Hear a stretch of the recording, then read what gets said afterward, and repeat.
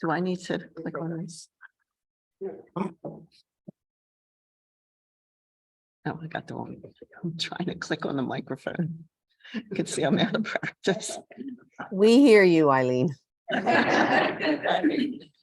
Technology is not my strong point. Once I learn it, I'm pretty good, but it takes me a minute.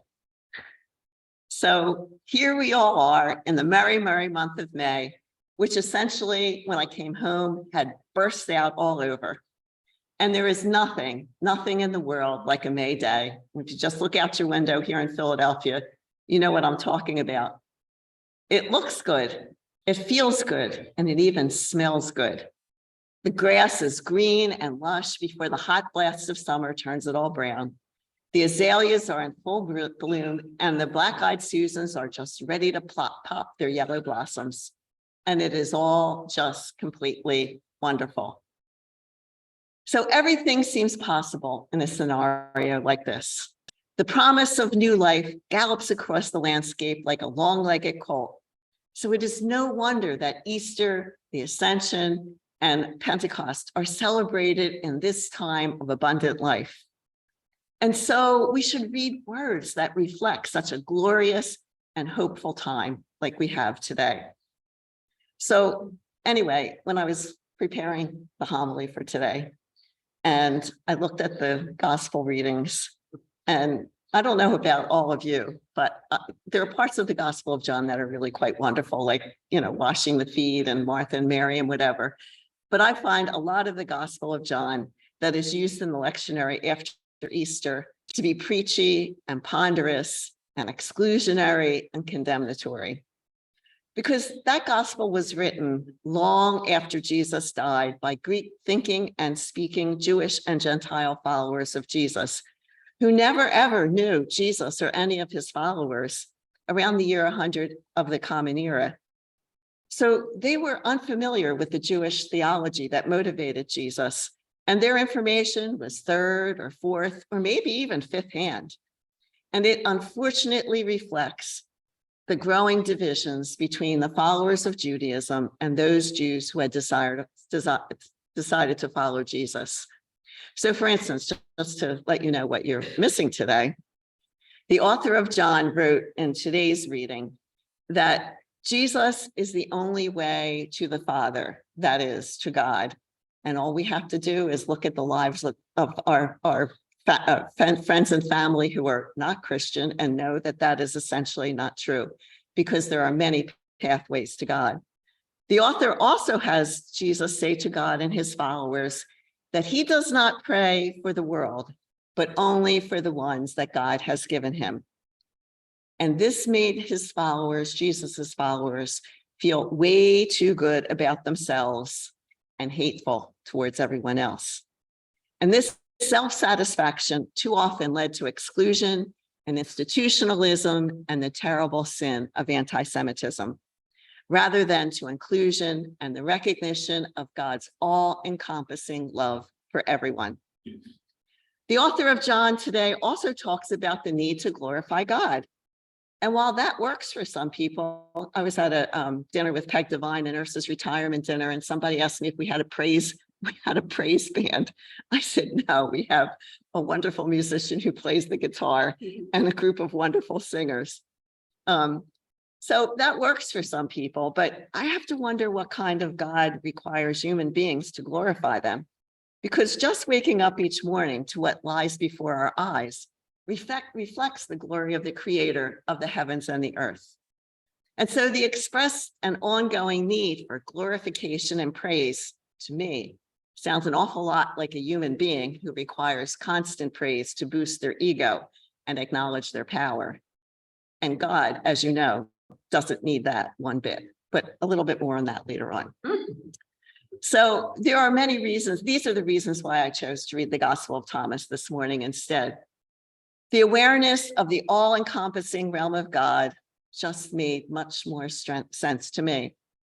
Look under a rock. Look into the heart of a plant, that the tender rabbits and tender woodchucks, and I say that with a little hedging, eat the tender vegetables in my garden, or at the cypress that shades it in the hot afternoon. Or look at the feet of those who walk the pathway to justice and peace, and you will find God pressed down and overflowing into everyone's lap, and not just into the lap of the so-called chosen. And so God is like rich yellow butter slathered upon the face of the earth, a buttercup held up to our chins, rendering us golden like stardust and beloved by God, who made the world and all of us holy and good. So just as May seems to make the whole world new, so should our faith in God. Jesus pointed the way to that world when he reiterated the command of God to love our neighbors as we love ourselves and ours. When he said he came to heal the brokenhearted. When he preached Jubilee, when all people are freed from injustice and restored to the fullness of life, where everyone can sit in their own house under their own tree and enjoy the life that God has bequeathed to them. And so not only are we to be happy in heaven, we are to be happy on earth. Within this commodious paradigm, all things are possible because love is that big. Love conquers all isms and oughts and musts and rules. If you had been with Kathy and I last night at the Dignity 50th celebration, you would have seen that writ large all over the Mummers Museum with their statues dressed up as drag queens. I couldn't resist that. It was hysterically funny. I think I should send the pictures that I took to Ron DeSantis. Years ago at an intentional Eucharistic conference, I heard this wonderful old priest named Paul Surlis, a Vatican II priest who never allowed the institution to co-opt him, and I heard him speak. And he pulled no punches about institutional sin and urged people over and over again to follow Jesus, the liberator who set us free from all the isms that blind us and bind us. And he advised the assembly, do what you need to do and don't worry about it. So what might this look like? So here's my idea. You might have different ideas.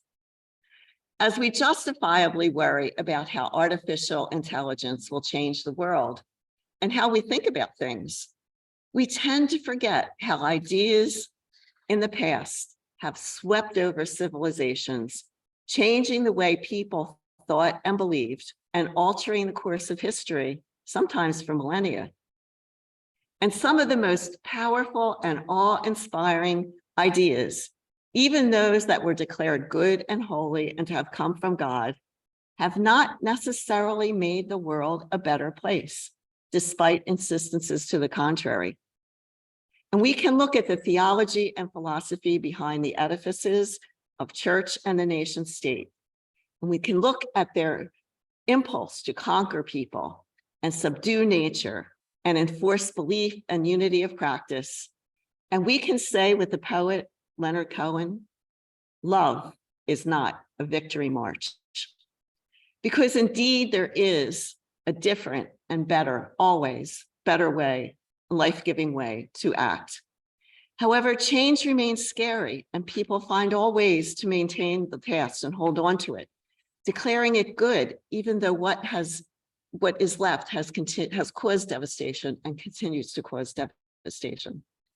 So our first reading assures us and invites us not to worry when the world turns a page and things that once comforted us seem different or even begin to fall flat. Replacements and reinforcements are always on the way. God never leaves us orphans. We just need to look for God in all the most unusual places. As Peter said in our first reading, when the early followers of Jesus allegedly felt the need to choose a new apostle to replace Judas, he said, may another one take his office. And we should take heart in those words because there are always other people and other ways or different ways. Church communities that are life-giving, respectful, and tolerant will arise from the mistakes of the past and point the way to a better future as the hand of God writes a new story. And be assured, God is always, always ready for a new and life-giving story as the Holy One constantly renews the face of the earth. God always leaves the gate of possibility open, and God always sets a banquet for us, overflowing with cups. We should never, ever settle for less than this. And so, my brothers and sisters, praise and glorify God if you must, even though God requires neither, because it does feel good and right and to thank and praise and glorify God who paints springtime pink and green every year. Always use life-giving words to describe the divine, and always ascribe life-giving motives. And most importantly, make your love and your joy grow big, really big, like a New Orleans brass band belting out gospel music as it marches through the streets, showing happiness with every single musical note.